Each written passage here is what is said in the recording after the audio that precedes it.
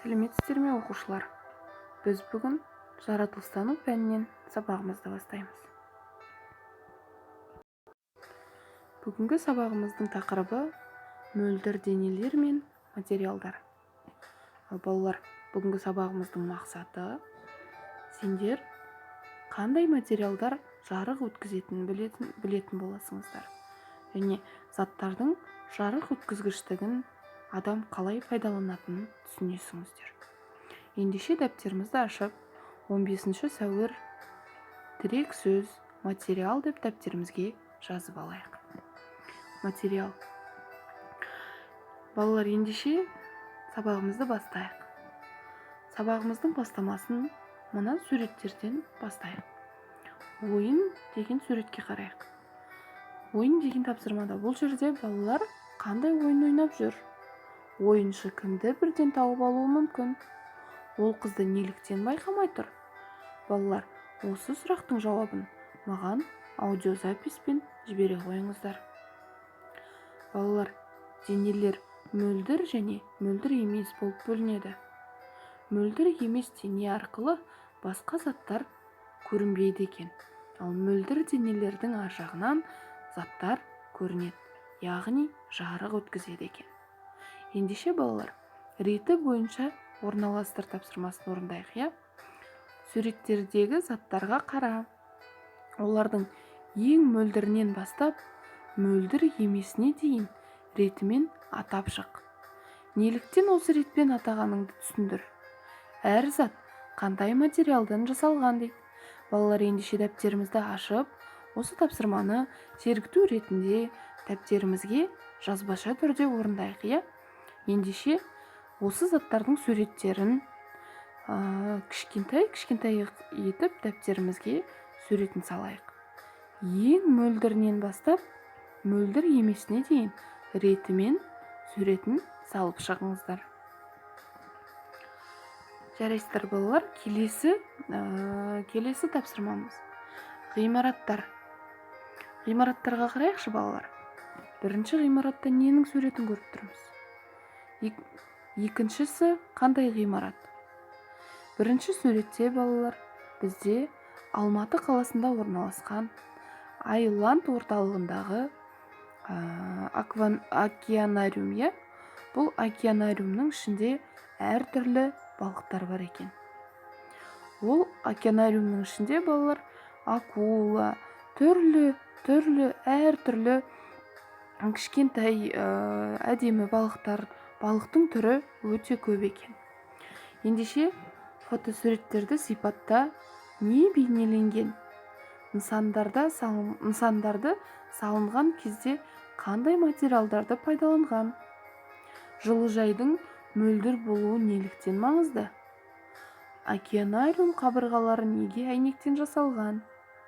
Басқа да қандай ғимараттарды салған кезде жарықты жақсы өткізетін материалдарды пайдаланады?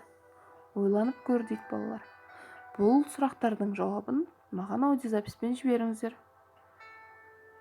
Және екінші суретте балалар жылыжай, иә?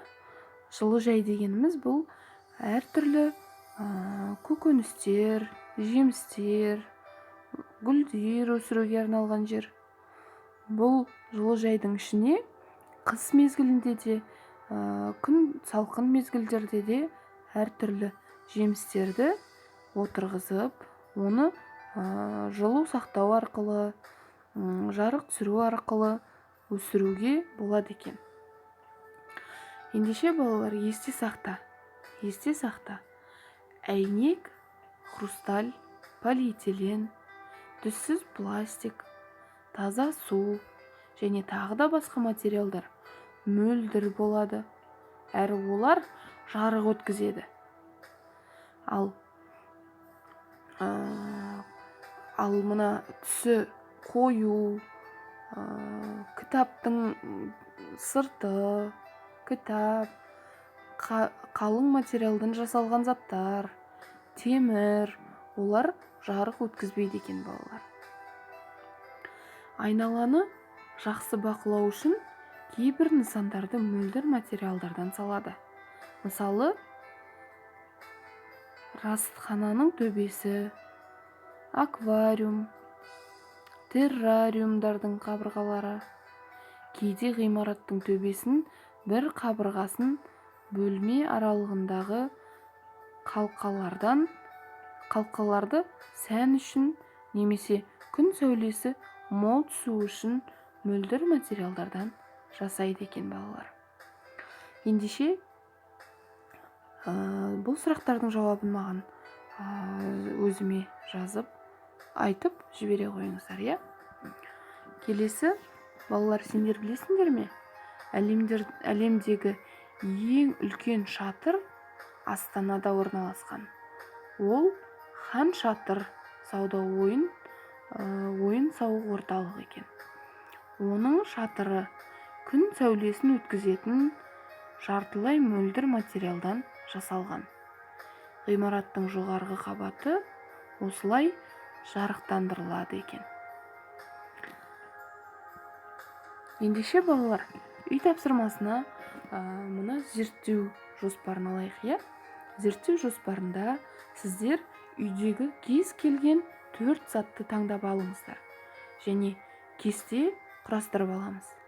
Кестеміздің бірінші жолына заттар, екінші жолына материалдар, ал үшінші жолына мөлдір немесе мөлдір емес деп жазып аламыз. Кестені құрастырып болғаннан кейін заттың материалы қандай екенін болжап, оны жазамыз. Мөлдір ме, мөлдір емес пе деп.